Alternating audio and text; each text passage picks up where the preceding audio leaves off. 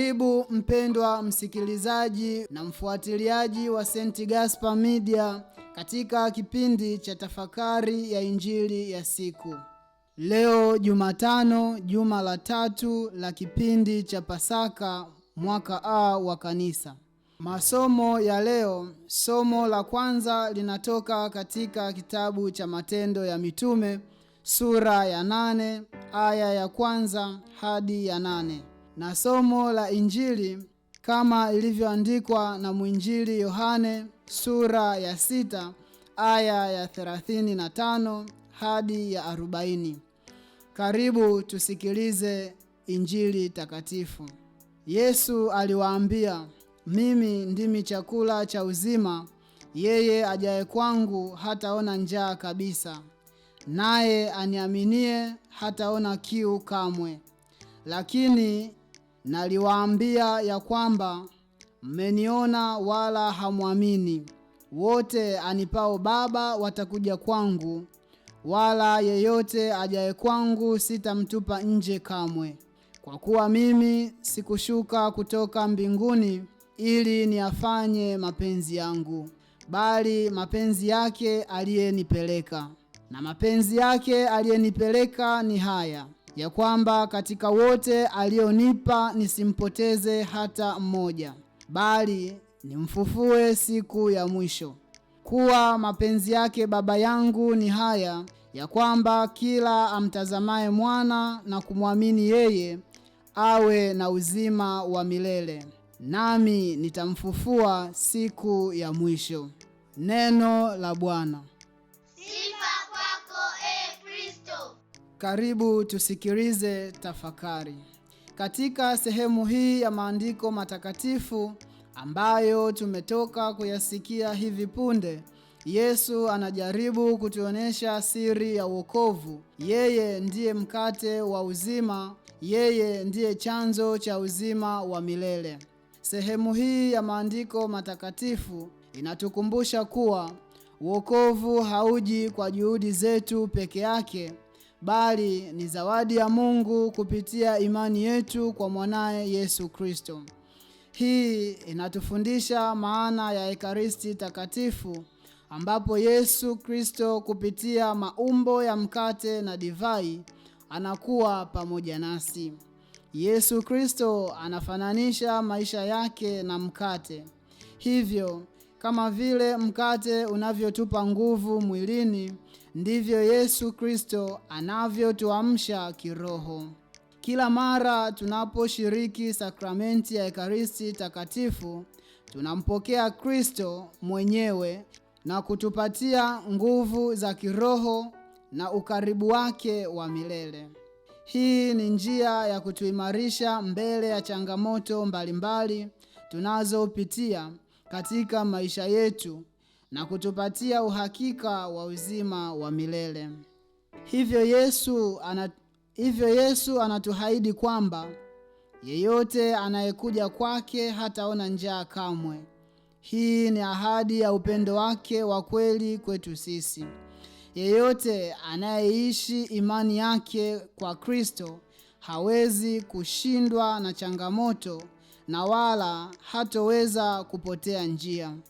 Uzima wa kweli hauishi kwa muda mfupi, bali ni wa milele, na kila mmoja wetu anahimizwa kumwamini Kristo.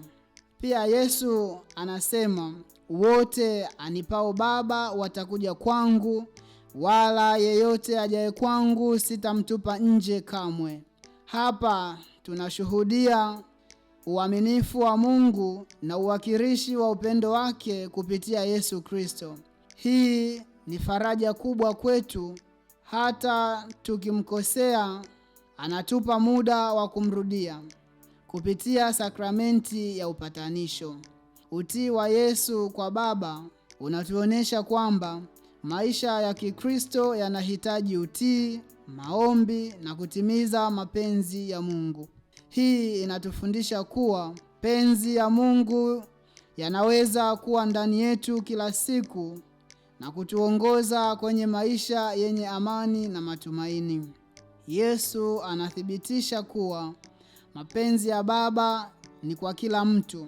Kila mtu ajione ni mtoto wa Mungu na atarajie kuufikia uzima wa milele. Hii inaonyesha wazi kwamba wokovu ni kwa wote. Kanisa linatufundisha kushirikisha imani yetu kwa wengine, hasa kwa kuzingatia upendo. Ni mwito wa kushirikiana na majirani wetu, familia zetu na jamii yetu kwa ujumla, tukionyesha kwa matendo juu ya upendo na furaha ya wokovu. Maneno ya Yesu yanatufundisha kuwa uzima wa kweli ni zawadi, si tu ya kidunia, bali ni zawadi ya uzima wa milele. Katika maisha ya kila siku, tunapokosa kujali mapenzi ya Mungu, tunapoteza sehemu ya thamani hii. Lakini kila wakati tunapomgeukia Yesu na kushiriki Ekaristi Takatifu, tunapata nguvu ya kiroho, amani na furaha ya kweli. Matendo ya upendo, msamaha na huduma kwa wengine ni sehemu ya imani inayotimiza mapenzi ya Mungu. Watu wa Mungu ni wale wanaomwamini Kristo na kushirikisha upendo wa Mungu kwa watu wengine. Inatupasa kutumia muda wetu kuwasaidia masikini, tukijua kuwa uzima wa milele haupatikani kwa mali, bali hupatikana kutokana na kutenda matendo mema. Tunaweza kujiuliza katika maisha yetu haya ya Ukristo, tunaushirikije upendo wa Mungu kwa wale wanaotuzunguka? Je, mioyo yetu inafuata mapenzi ya Mungu au mara nyingi tunaamua kufuata mapenzi yetu binafsi? Tafakari hii itukumbushe kutimiza mapenzi ya Mungu kila siku, kwani kunatupa uhakika wa uzima wa milele na tumaini lisilovunjika.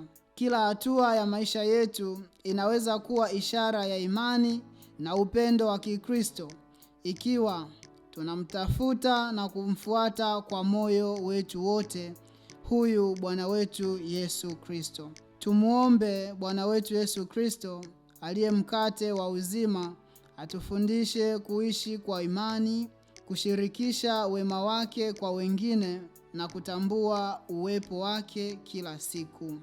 Na kushukuru kwa kutafakari pamoja nami Injili ya leo.